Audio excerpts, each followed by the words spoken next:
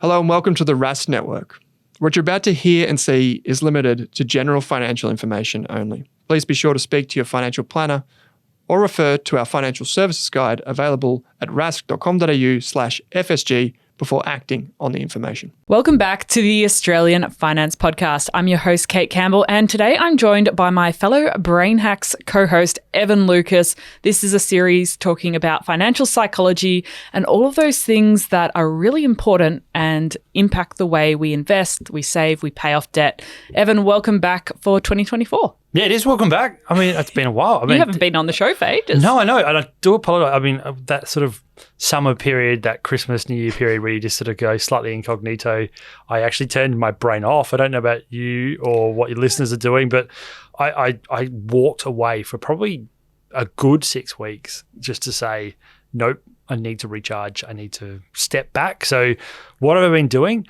A lot of not much. And it's been fantastic. This is probably the longest break you've had in a long decade. Time. Yeah, a long time. So I know I needed to do it. I know we spoke about this at the end of last year about, evaluating what is worth to you. My phrase that I always use, which is, what I want, when I want, how I want. What I wanted was to actually just go, I need to stop thinking about work and need to actually think about the family. So that's what I did. And you had your finances in a good space, so you had a bit of breathing room to take a bit more time away. I did, yes. However, I put the family finances under a huge amount of stress because we've decided to do a renovation this year at a time where obviously cost of living is quite high, where interest rates are really high. So that's the next thing to think about. But again, we'll talk about this in this episode because we're going to go through the 5 money tips for 2024 about managing your time, managing your money, and also putting them in goal structures, etc. So our goal is to do this year, despite the stress that it's going to put us under, because it's what we want to do, and that want overrides the financial stress that comes with it. We are in a good financial position. We've spoken about that in 2023. So 2024 is going to be a little bit different for me, which is going to be fun. I am going to be in negative, actual cash flow, and I know that. Well, of course you are. I mean, as soon as you start talking about renovations, you're talking about a lot of money. So I know that, but I've budgeted for that, my positioning in terms of what I'm doing and how, my wife and I do that. So it's going to be fun. I know you've spoken to the listeners about it, but come on, tell me what you've been up to. Well, I managed to take 3 weeks off to just relax and reset. So that was really... So how many books was that? I took about 20 away with me, and maybe I read 6. God, it'd be amazing to have that time. Yes, I was also really enjoying audiobooks and podcasts, going for long walks and runs every morning. So that was something that I don't normally get to do as much of during the weekdays. Yep. So that was just gorgeous to do that on the beach. Yeah, that's fantastic. That's that new thing they talk about, which having that ability to actually think. What is it? Functional imagery training. Have you heard of that? And so the whole concept of it is basically, and we're getting into the episode now, is imagining your unique behavior and approach to those values that comes with running. Like, why is running important to you? What about running makes you do it, both positively and negatively, so that you can actually envisage. It's not, materializing, but it's envisaging why. So functional imagery training is something that I've started to come about because you've spoken about this before. We always love using slightly sport analogies. You and I quite like to run. That's the extent of my sport skills. Yeah, so for me, and I know we're going slightly off topic here, but I've started to use this I'm going to do high rocks. Have you heard of high rocks? No. So high rocks is out of the States. It's basically CrossFit racing.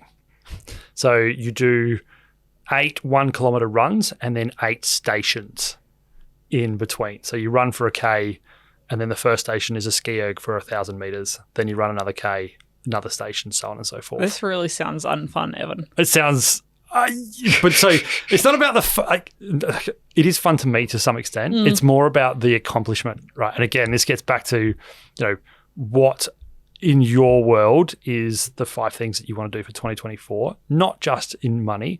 There's the achievement part of it. I think that's what you and I always sort of underlying what we talk about is money achievement is great, and it's certainly what you and I are about.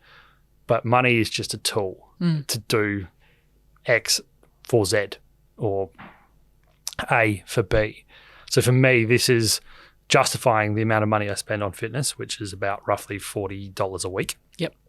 That I am now planning towards the 29th and 30th of June this year to do High Rocks. Oh, cool. So you've got a target to work towards Correct. now, and you're working backwards from there to work out what you're going to do each week. But getting back to what I said to you, the FIT principle, which is a guy out of the UK from Plymouth University, he puts this whole idea about basically getting that functional imagery training in your mind. So as you go and do your run, it's not a chore. It's an actual thing that's part of you. It's part of your identity. It's part of your core values, as he refers to it. And for that reason, again, what we're talking about here is, identifying what looks like enough for you. So let's get into the number one sort of thing for the 5 things to talk about this year is what is enough and what does it look like? And I think that's part of it, is that particularly this year and going into the real financy side, cost of living is coming. You can feel it. You can see it.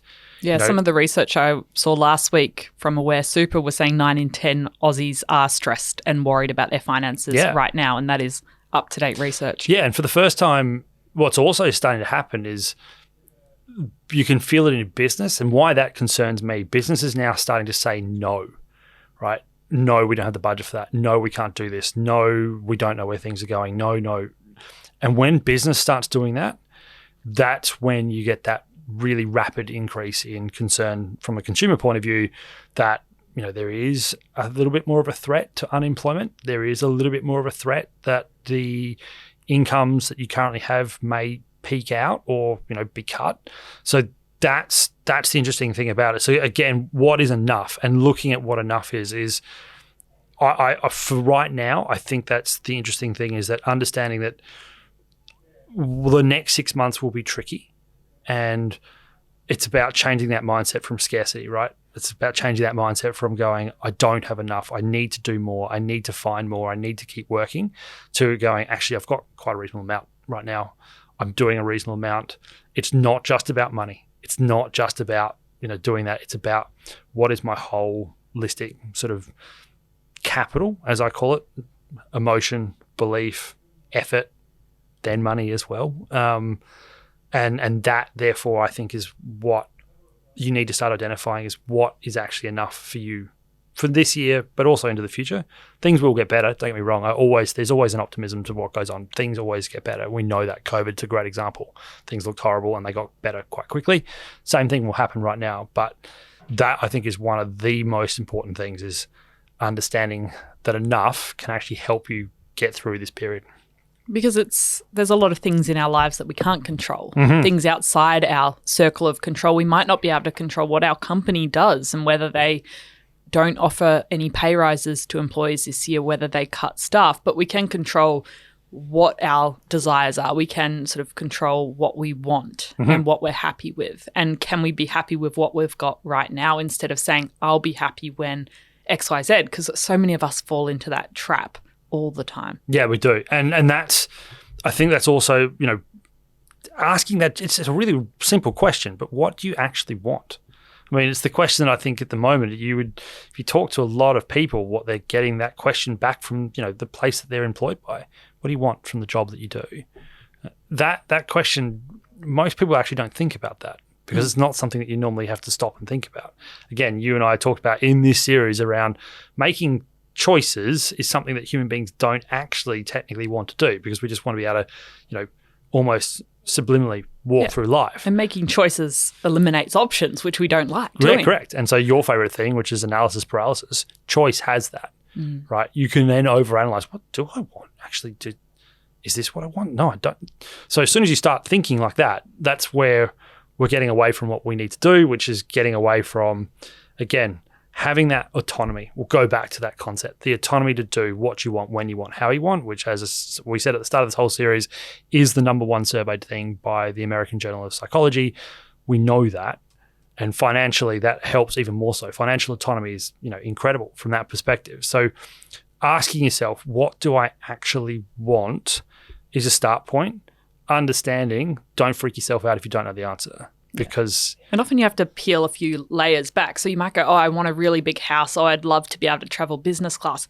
What is it about those things that you like? Is it the freedom? Is it space? Is it feeling like you're successful? How can you get some of those elements with what you've already got? Yeah. And what small changes can you make today rather than thinking about something that, well, you can't buy the huge house in the fanciest suburb right now, but maybe there's some ways that you can have a little bit more space or move somewhere different or get out more in nature or have a weekend away somewhere that's more comfortable for you. Yeah, so the house one's always the fascinating one because psychologically you want what you have right now. So particularly if you're younger, one of the most common things is that, I'd basically like to buy a house in the area that I grew up in the same size as my parents' place, which is a great goal, but it's not a goal that's going to happen off the bat for the majority. Some people can, but not all.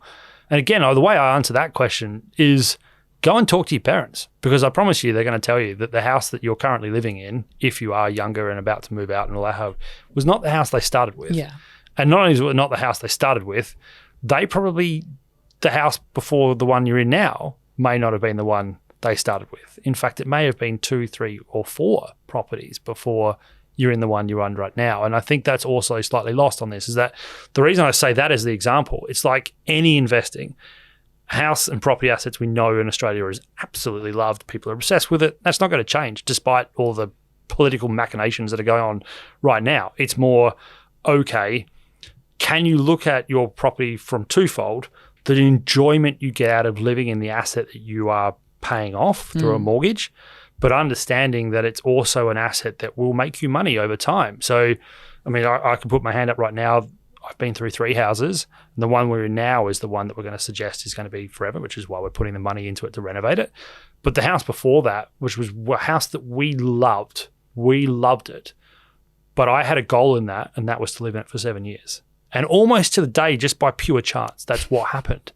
So we put a bit of time and we put a bit of effort into it.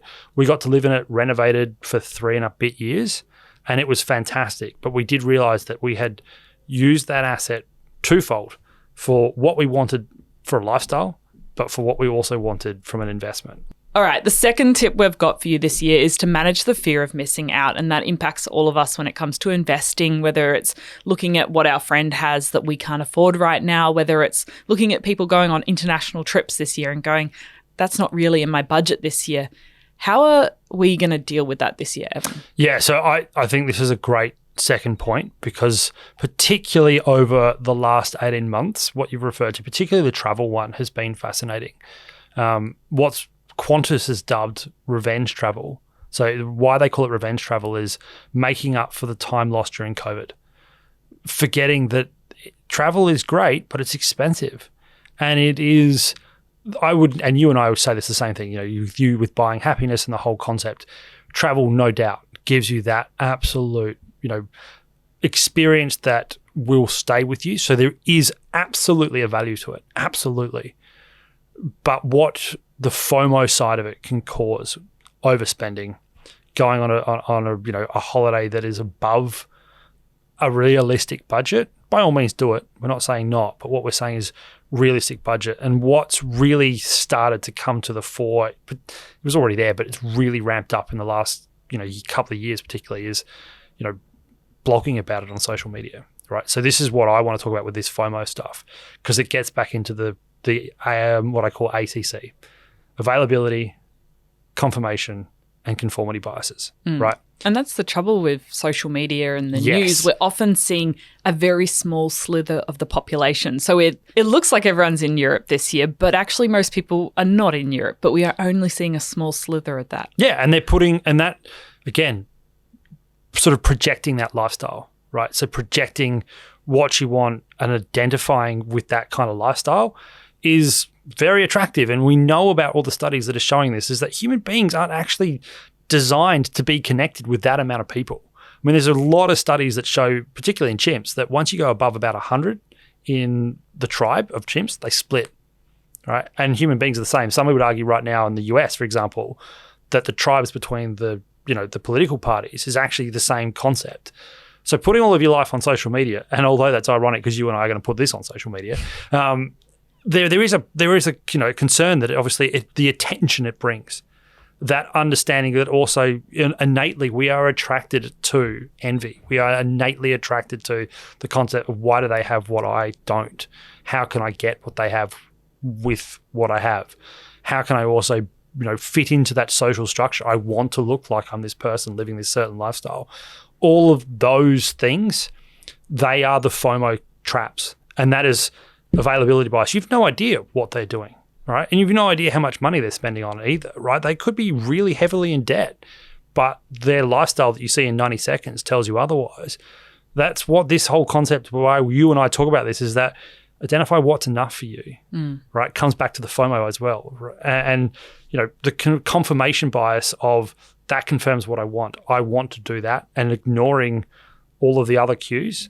You've got to start asking yourself, come back to your plan, come back to your, as we said before, what you actually want and what's enough for you. And this applies to investing as well. We can get really excited when we see people posting about different companies or ETFs online on forums. Maybe you saw an article in the newspaper about it. So really thinking about it, if you're seeing a lot of hype about a company, don't just jump in. Take a moment to do some research, to think about it. Also, coming back to your long-term investment plan. If investing in a speculative mining company isn't part of your investment plan, really take a moment to think and go, is this going to take me off track? Or maybe this is something I want to do with my satellite portion of my portfolio. I want to put a little bit in there because I'm super interested, but I'm not going to go too far off track from my investment plan. And also thinking, if you are a long-term investor, but you're getting sort of sidetracked by something that's really bright and shiny right now, thinking, is that the right investment for me? It looks really great right now, but is it going to be good for long-term goals that I have? Yeah. And right now, the one that's catching a lot of attention and exactly what you're talking about, which will skew you off, exactly what Kate just said. Look at the rise of information that's coming back about cryptocurrency, like Bitcoin's having this, 2-year renaissance. That happens with all things, right? There's always cyclicality to it. People got really, really excited about lithium and really, really excited about nickel, and look what's happened to that. So again, this is having that structure behind you, which brings us to the third one, things like technology to help you overcome the biases that Kate and I have just talked about, is that if you can start automating, if you can start taking away that almost impulsiveness, I know that's a really strong word, but it is almost impulsiveness to make choices that are outside your wants. Because again, that's what this is. If you're getting attracted to the availability bias that you're seeing on social media about a lifestyle, it's breaking away from it. So this is where we want to talk about technology.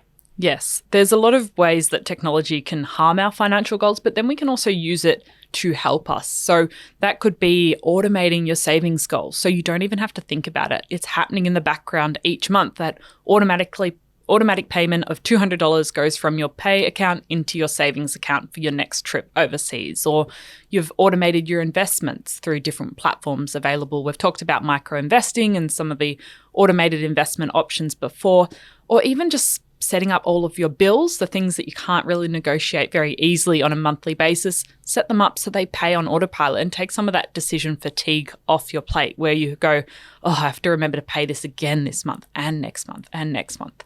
Yeah, and the ones that are starting to really come out that are quite fascinating is giving you visual cues to how you're actually improving your life, right? So they are now giving you the ability to put in your income, your expenses, your assets, the income that comes with that, and actually showing you that while you're sleeping, you're making money. Now, it may only be on a 24-hour time period $1, right? That sounds very small, but when you compound that per hour, per day, with the assets you have, with the work that you're doing, it'll actually start to show you not only does working, it helps, but doesn't necessarily get you ahead. It actually starts to really trigger you going, I need to actually make sure that my assets are growing.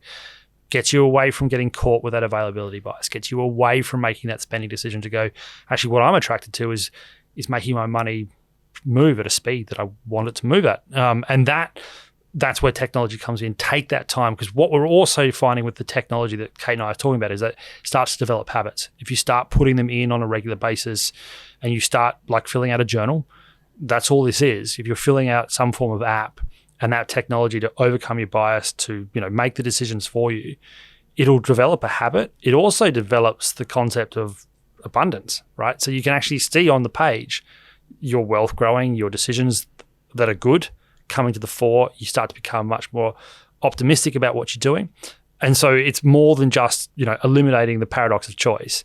It's about also developing really good, not just financial habits, but the habits that then come with all things in life of getting into that sort of routine. Yeah, and I know people really love habit tracking apps for other things they're wanting to do, like make sure they drink enough water every day, or they want to start doing some push-ups each day. Like they use a habit tracker app, and that can be really good if that is something that works for you. But even if it's just as simple as writing it down on a piece of paper, what you did that day, and then you can track your progress over time, because then you can see those small incremental steps that you make each day really add up. They don't feel like much at the time, but they are really important. So saving $5 today doesn't feel like much, but over a year, that's a lot of money. Yeah, and therefore it brings to number 4, which is refine your regrets, right? So if you can reframe your regrets, get away from, breaking your goals, breaking your spending patterns,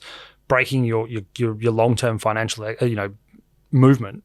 That's the next one. And evidence shows that this is where more choice can actually lead to the regret, more exposure to things, more knowledge, more resources at your disposal is actually starting to really stretch our ability to make refined decisions, because there's so much input, there's so much different reports, there's so much conflicting data. And again, those biases that you and I keep talking about, they will start to absolutely peak out, because they will then start to go, there's so much choice. If I use my biases to refine those choices, and you do get caught on the availability of what you think is the right choice, or you get caught in a confirmation bias, that's where regrets come about. So that's the next thing to talk about. Yeah, and I speak to so many people who regret they didn't start saving earlier, or regret going into debt, regret not investing when they were 18 and didn't have dependents and lots of expenses. But the thing is, that is proof that you've changed and you've learned and you've grown as a person. And I think it's really important not to judge yourself too harshly for the resources you had at the time. So yes, it would have been great if we all bought a house when we were born, but we didn't have those resources back then. We didn't have the knowledge. We didn't have the skills. I've been seeing that going around a bit on social media, because it's like, yeah, if I bought a house when I was in the womb, I'd be doing really well now. But that doesn't happen. And most of us can't start investing at 18. We don't have the extra cash. And most of us don't want to. And what I mean by that, this is the Warren Buffett sort of paradigm, as I call it. We love to talk about Warren Buffett. It's obviously somebody that a lot of us, particularly listening, and someone like Owen and I and yourself, really look up to a person that's done this. But what he's done is what he wanted to do. It's not necessarily what you wanted to do. And yes, if you invested like Warren Buffett, yeah, you could be a billionaire like he is. But remember, the man's 95 now. He's just turned 95. He started investing at 12, right? 12, and he is now at those billions of dollars, which realistically only came when he was over 68. That's a long, long time. So there is also an argument to be made that if you're a part of, regret is to, again, compare yourself to something that isn't comparable, because comparing yourself to Warren Buffett is not comparable. What he did and how he did it and what he did, that's what he wanted. The majority, in fact, I'd say almost everybody doesn't want to do that. Because you still want to use your money, right? You still need to use it to allow you to do the things that make you happy, as your term is, or as I say, doing what you want when you want. So don't also have regret of going, oh, if I had bought the house, I would have this amount of money now. Or if I had invested in 2019 or March 2020, but when COVID happened, look where I'd be. That there is hindsight, and hindsight makes no sense because it's not real, right? It's a visualization of what if. Your opportunity cost that you're talking about there as well is not lost, because the opportunities that you took also did things for the right reasons. So that's also part of this in terms of reframing your regret. Do not dwell on the past. This also falls into sunk costs, right? If you are continuously making the same wrong decision and sinking costs into something that's not correct, time, effort, emotion, and money, that is just the same, right? So you can't think about the past because you can't change it, but you can change the now and the future. So the saving that you can make now of getting rid of that sunk cost, or the regret that you have from not doing that, then today's the day to start because Yeah. there's never a right time. It's much more powerful to think about the opportunity ahead of you. And the final one we've got for you, which is much easier said than done, is avoiding short-term thinking traps. And this is throughout every area of our lives, whether it's saving up for a purchase and deciding instead we want to buy it now on the credit card instead of saving up for it. It might be investing our first $500 this week and suddenly going, why have I not doubled my money overnight? It's not working. I'm going to stop investing. Or it could be just thinking, oh, I'm not making any progress, so there's no point. This is the issue of delayed gratification. This is almost it perfectly described in one word. So well done in terms of that. So that's the thing. Again, don't beat yourself up on this. This gets back to reframing regret. You are making a decision that will take time to come off, right? Because we all want instant gratification. It's why spending has such more of a kick initially than obviously doing something like investing or saving, because you get the gratification immediately rather than delayed, which is to say, I have to wait to see a return. Don't forget, the average return of the ASX 200 is between 7 and 9% per annum for 365 days, right? And realistically, the compound average return over 5 years for most simple investments will probably be about 15 to 20%. That is a long time, 5 years, for what seems like small amount. It's not. 20% return is a good return. It's a really good return, and it's about developing that ability to deal with delayed gratification, which means, again, technology, we've already talked about as number 3. Stick it there, but look at it as you need, but don't touch it, right? Yeah. Or, again, once you make that decision, make yourself say, I'm not going to check this decision now for a period of time. A good idea is at least a month. Right. So if you do make an investment decision, you don't look at it for a month. I know that's really hard, but that's one of the ways to get away from it, from the point of view that it doesn't also mean that you'll lead to a bad decision of going, it's not working, I'm going to get out. Yeah. And just think about other areas in your life where you have spent months or years working towards something. It might have been a university course or a promotion or something that was really important to you, a particular fitness goal that you've spent years working towards it to get the end result.